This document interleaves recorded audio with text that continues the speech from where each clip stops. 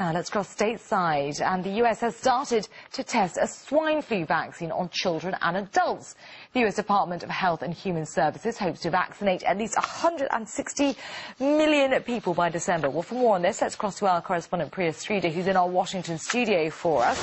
Hello to you, Priya. So what are the hopes for this new vaccine? Thanks. Well, the swine flu vaccine has raised concerns with people across the world. A new survey shows that 1/3 of British nurses have said that they will not take the swine flu vaccine because they're worried about the possible side effects. Now, the swine flu vaccine from back in the 1970s, which is supposed to be pretty similar to the one that's being offered today, has been linked to a neurological disorder called the Guillain-Barré syndrome.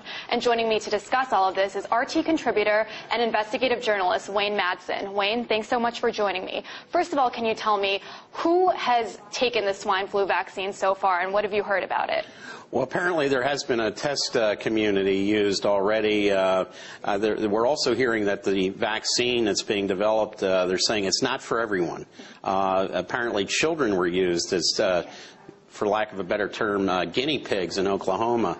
I know from talking to people in the research community, even scientists who helped develop the vaccine for smallpox are saying they're not going to take the vaccine and urging their friends and family not to take this vaccine either.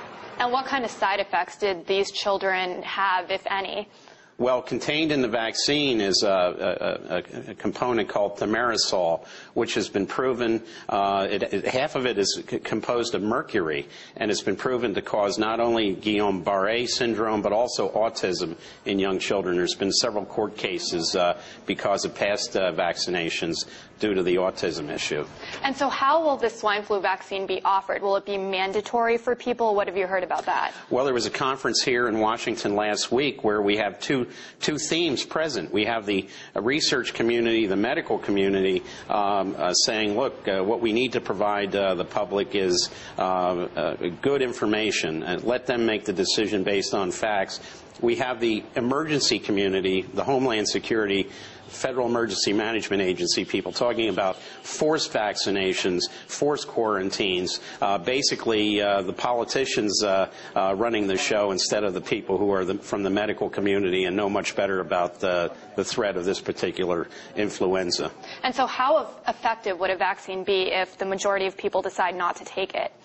Well, for those who take it, of course, they can limit their exposure to others. But what we're basically hearing is there's a anti-vaccine movement now starting across America. As one person said from the public health community, said these people are revving up, almost like this is the enemy, and not they're going to invoke all these various protocols for emergency situations, treating these people who don't want to take the vaccine. Forcing children as a predicate to enroll in school, for example, to take the vaccine is going to cause quite a few problems here amongst the public in the United States. And how much testing was actually done on this vaccine? How come we weren't able to find one that would, not have all these side effects? Well, the testing, we're hearing, of course, there may be a recommendation for 3 vaccinations, 2 for the swine flu, 1 for the regular seasonal flu.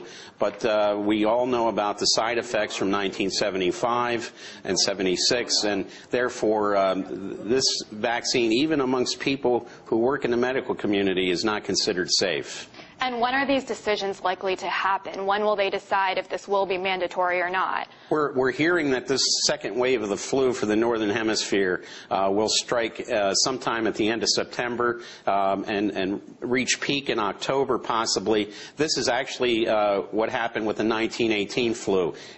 First cases in September, peaked in October, ebbed off in November. So we'll probably see this vaccination program come into full effect next month.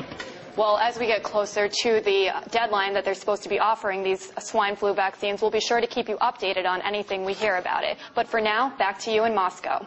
All right, Priya, many thanks to you and your guests for that. Priya Sridhar in our Washington studio for us.